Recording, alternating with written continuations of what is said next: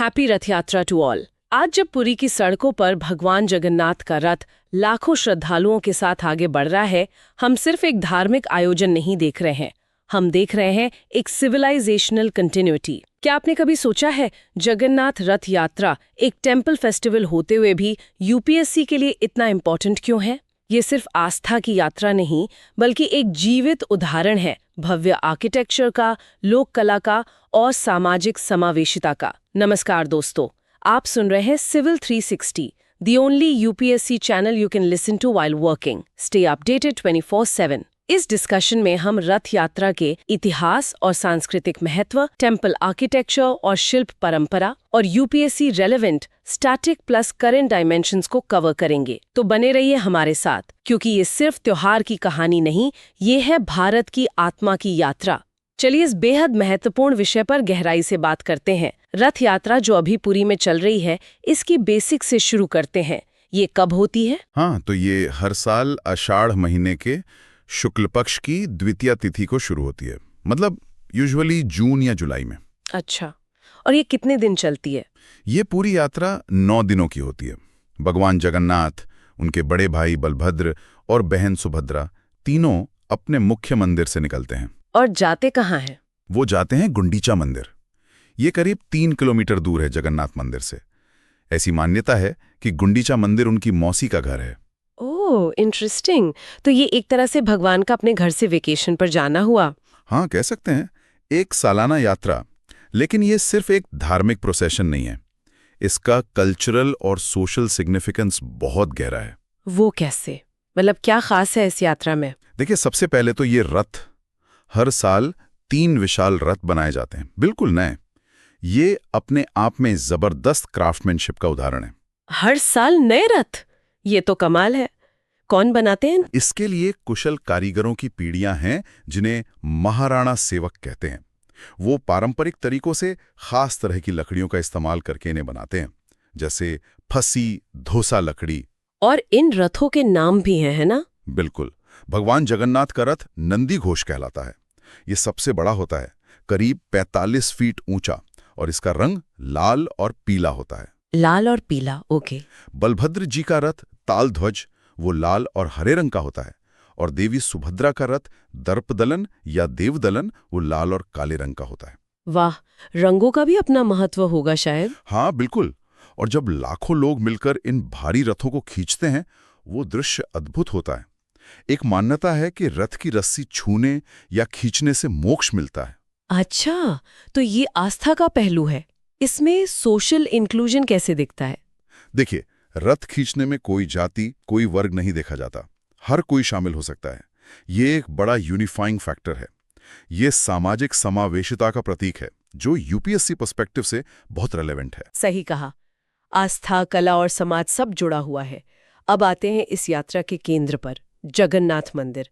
इसका इतिहास तो बहुत पुराना और परतदार लगता है। हाँ, बहुत। जो मौजूदा मंदिर हम देखते हैं, उसका कोर स्ट्रक्चर, मतलब गर्भगृह और जगमोहन, वो 12वीं शताब्दी सीई में पूर्वी गंगा वंश के राजा थे अनंतवर्मन चोडगंगदेव, उन्होंने शुरू करवाया था। 12वीं शताब्दी? और इसका प्रमाण? इसका जिक्र हमें बाद के राजा नरसिंह देव द्वितीय के केंदुपटना कॉपर प्लेट इंस्क्रिप्शन से मिलता है। हालांकि पौराणिक कथाएं तो इसे बहुत पुराना बताती हैं, सतयुग के राजा इंद्रद्युम्न से जोड़ती हैं। हाँ, वो पौराणिक कथा तो सुनी है, पर हिस्टोरिकल एविडेंस 12वीं सदी का है। एग्जैक्टली। फिर एक और अहम राजा हुए अनंग भीमदेव तृतीय, करीब 1174 सीई के आसपास।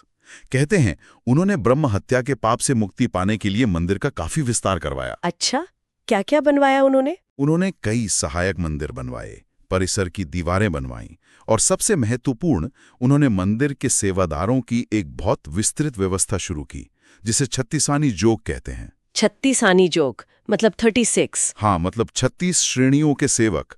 हालांकि अब इनकी संख्या कहीं ज्यादा है। ये व्यवस्था 1198 सीई तक पूरी हो गई थी। ये मंदिर के कॉम्प्लेक्स एडमिनिस्ट्रेशन को दिखाता है। पर मंदिर का इतिहास सिर्फ शांतिपूर्ण निर्माण का तो नहीं रहा होगा, हमले भी तो हुए। बिल्कुल, मंदिर के अपने क्रॉनिकल्स हैं, जिन्हें मद्दल पंजी कहा जाता है। उसमें दर्ज है कि मंदिर पर करीब 18 बार हमले हुए हैं। 18 बार? बाप रे। हाँ, सबसे ज्यादा विनाशकारी हमला माना जाता है 1568 में। बंगाल सल्तनत का एक जनरल था काला पहाड़। उसने मूर्तियों को खंडित किया और काफी नुकसान पहुंचाया। ओह, तो फिर क्या हुआ? मूर्तियां तो आज भी हैं। यही तो रेजिलियंस दिखती है। 1575 में खुर्दा के राजा थे रामचंद्र देव प्रथम। उन्होंने मूर्तियों को फिर से बनवाया और स्थापित किया। इसी वजह से उन्हें अभिनव इंद्रद्युम्न, मतलब दूसरा इंद्रद्युम्न की उपाधि मिली। अच्छा, उन्होंने परंपरा को जीवित रखा। हाँ, और मुगलों ने भी उन्हें गजपति शासक के तौर पर मान्यता दी। हालांकि औरंगजेब के समय 1692 से 1707 तक मंदिर को बंद भी कर दिया गया था। ओह, करीब 15 साल तक बंद रहा। हाँ, फिर 1751 में मराठों का नियंत्रण आया और 1803 में ब्रिटिश का। पर इंटरेस्टिंग बात यह है कि मंदिर का प्रबंधन हमेशा खुर्दा के राजाओं के पास ही रहा, एक तरह से सुपरिटेंडेंट के तौर पर। ये कॉन्टिन्यूटी कमाल की है। बिल्कुल। और हाल के दशकों में 1975 से archaeological survey of India ASI इसका संरक्षण कर रही है। उन्होंने मंदिर की दीवारों पर चढ़े चूने के मोटे प्लास्टर को हटाया है। प्लास्टर हटाया, उससे क्या हुआ? उससे मंदिर का जो मूल पत्थर का काम है, जो खूबसूरत नक्काशी है, वो फिर से उजागर हुई है। इसमें करीब 2 दशक लगे। ये रेस्टोरेशन का एक बड़ा काम था। वाह, तो अब मंदिर अपने ओरिजिनल स्वरूप के और करीब दिखता होगा। ये पूरा इतिहास, ये हमले, ये पुनर्स्थापन यूपीएससी के लिए कितना इंपॉर्टेंट पॉइंट है ये, है ना? कल्चर, हिस्ट्री, रेजिलियंस, सब एक साथ। डेफिनेटली। ये दिखाता है कि कैसे हमारी कल्चरल इंस्टीट्यूशन सर्वाइव करती हैं, अडैप्ट करती हैं। चलिए अब जरा मंदिर की वास्तुकला, आर्किटेक्चर पे फोकस करते हैं। ये किस स्टाइल में बना है? ये कलिंग वास्तुकला का एक उत्कृष्ट उदाहरण है। कलिंग मतलब आज का उड़ीसा रीजन, और कलिंग वास्तुकला को नागर शैली का ही एक रीजनल सब टाइप माना जाता है। नागर शैली यानी नॉर्थ इंडियन टेम्पल स्टाइल का हिस्सा। हाँ बिल्कुल, पर इसकी अपनी डिस्टिंक्ट फीचर्स हैं। पूरा मंदिर परिसर बहुत विशाल है, करीब 10 एकड़ में फैला है, और मुख्य मंदिर एक ऊंचे प्लेटफॉर्म या पिष्ट पर बना है। और मंदिर के मेन पार्ट्स क्या हैं? इसके 4 मुख्य हिस्से होते हैं, एक लाइन में। सबसे पीछे विमान या द्योल, जिसमें गर्भगृह है। उसके आगे जगमोहन यानी असेंबली हॉल, फिर नाटमंडप यानी फेस्टिवल या डांस हॉल, और सबसे आगे भोग मंडप, जहां भगवान को भोग लगाया जाता है। अच्छा, ये चारों एक सीध में है। हाँ। और इनकी बनावट, शिखर कैसा है? जो मुख्य गर्भगृह वाला हिस्सा है, विमान, वो रेखा देउल शैली में है। रेखा मतलब लाइन या कर्व। इसका शिखर ऊपर की तरफ जाते हुए अंदर को मुड़ता है, एक कर्वीलीनियर शेप बनाता है, जो नागर शैली की पहचान है। ओके, रेखा देउल। हाँ, लेकिन उसके आगे का जगमोहन वो पीड़ा देउल शैली में है। पीड़ा मतलब प्लेटफॉर्म या सीट। इसकी छत पिरामिड के आकार की होती है, जिसमें कई तग या टियर्स होते हैं, सीढ़ी नुमा। ये कलिंग शैली की खासियत है। अच्छा, तो रेखा देउल, कर्व्ड, और पीढ़ा देउल, पिरामिडल, हाँ। ये 2 मुख्य स्टाइल्स हैं शिखर के। एग्जैक्टली। और मंदिर का जो ग्राउंड प्लान है, वो पंचरथ कहलाता है। पंचरथ, 5 रथ, इसका क्या मतलब है? इसका मतलब है कि दीवार का जो बाहरी हिस्सा है, वो हर तरफ 5 वर्टिकल सेक्शंस या प्रोजेक्शंस में बटा होता है।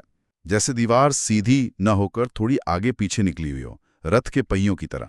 ये स्ट्रक्चर को कॉम्प्लेक्सिटी और सुंदरता देता है। समझ गई। और मंदिर का ऊर्ध्वाधर विभाजन, मतलब नीचे से ऊपर तक? हाँ, उसमें मुख्य रूप से 4 भाग होते हैं। पिष्ट, प्लेटफॉर्म, बाड़, नीचे की दीवार, गंडी, शिखर का मुख्य हिस्सा, और मस्तक, सबसे ऊपर का हिस्सा, क्राउन। और मस्तक पर वो चक्र जो दिखता है? हाँ, वो नीला चक्र है। ये अष्टधातु मतलब 8 धातुओं के मिश्रण से बना है और बहुत पवित्र माना जाता है। इसमें 8 तीलियां होती हैं। अच्छा, मंदिर की ऊंचाई कितनी है? ये काफी ऊंचा है, करीब 214 फीट, और ये एक ऊंचे प्लेटफॉर्म पर बना है, जैसा मैंने बताया। और वो बात जो कहते हैं कि इसकी छाया जमीन पर नहीं पड़ती, क्या वो सच है? हाँ, ये एक बहुत प्रसिद्ध बात है। कहते हैं कि मुख्य शिखर की छाया दिन के किसी भी समय जमीन पर नहीं दिखती। अब इसके पीछे क्या आर्किटेक्चरल प्लानिंग है या कोई और कारण, ये तो शोध का विषय है, पर यह बात प्रचलित है। शायद आसपास के स्ट्रक्चर्स की वजह से या एंगल की वजह से ऐसा होता हो। वाकई कमाल की बात है। परिसर की दीवारों के बारे में भी कुछ खास है? हाँ, 2 दीवारें हैं। बाहरी दीवार को मेघनाद प्राचीर कहते हैं। ये काफी ऊंची और मोटी है। और उसके अंदर एक और दीवार है, कूर्म प्राचीर। और प्रवेश द्वार? 4 मुख्य दिशाओं में 4 द्वार हैं। पूर्व में मेन एंट्रेंस है सिंह द्वार, जिसके दोनों तरफ शेरों की विशाल मूर्तियां हैं। दक्षिण में अश्व द्वार, घोड़ा, पश्चिम में व्याघ्र द्वार, बाघ, और उत्तर में हस्त द्वार, हाथी। हर द्वार पर उसी जानवर की नक्काशी या मूर्ति है। सिंह, अश्व, व्याघ्र, हस्ती, ये सिंबलिज्म भी इंपॉर्टेंट होगा। बिल्कुल, शक्ति, गति, शौर्य, ऐश्वर्य इनके प्रतीक हैं ये। सारी आर्किटेक्चरल डिटेल सुनने के बाद यूपीएससी मेंस का एक सवाल दिमाग में आ रहा है। शायद ऐसा पूछा जा सकता है, जगन्नाथ मंदिर की कलिंग वास्तुकला की प्रमुख विशेषताओं पर चर्चा करें और बताएं कि ये नागर शैली से किस प्रकार संबंधित और भिन्न है। हाँ, ये बिल्कुल स्टैंडर्ड क्वेश्चन बन सकता है। इसमें रेखा देउल, पीड़ा देउल, पंचरथ योजना, ये 4 भाग, विमान, जगमोहन आदि, नीला चक्र, दीवारों और द्वारों का जिक्र करना होगा, और नागर से समानता, कविलिनीय शिखर, प्लेटफॉर्म, और भिन्नता, पीड़ा देउल का प्रमुखता से इस्तेमाल, अलग भोग मंडप बतानी होगी। एग्जैक्टली। अब इसे थोड़ा और ब्रॉडर कॉन्टेक्स्ट में रखते हैं। पुरी का महत्व सिर्फ इस मंदिर तक ही सीमित नहीं है ना? नहीं, बिल्कुल नहीं। पुरी भारत के 4 प्रमुख धामों में से एक है, पूर्वी धाम। आदि शंकराचार्य द्वारा स्थापित 4 मठों में से एक गोवर्धन मठ यही है। हाँ, 4 धाम बद्रीनाथ उत्तर, द्वारका पश्चिम, रामेश्वरम दक्षिण और पुरी पूर्व। हाँ, ये भारत की स्पिरिचुअल ज्योग्राफी को दिखाता है। सही कहा। और यहाँ पूजा किनकी होती है? यहाँ त्रिमूर्ति की पूजा होती है। भगवान जगन्नाथ, जो कृष्ण का रूप माने जाते हैं, उनके भाई बलभद्र और बहन सुभद्रा। इनकी मूर्तियां लकड़ी की बनी होती हैं, जो अपने आप में यूनिक हैं। हाँ, ये मूर्तियां नीम की लकड़ी से बनती हैं और हर 12 या 19 साल में नव कलेवर नाम के रिचुअल में बदली जाती हैं। अच्छा, नव कलेवर, ये भी एक महत्वपूर्ण परंपरा है। एक बात और, मंदिर में प्रवेश को लेकर कुछ नियम है? हाँ, मंदिर में प्रवेश पारंपरिक रूप से हिंदुओं के लिए ही है। हालांकि जो लोग अंदर नहीं जा सकते, वो पास के इमर मठ की छत से मंदिर परिसर और रथ यात्रा देख सकते हैं। ओके। और क्या ये यूनेस्को वर्ल्ड हेरिटेज साइट है या बनने की संभावना है? अभी तक तो नहीं है, लेकिन इसकी दावेदारी मजबूत है।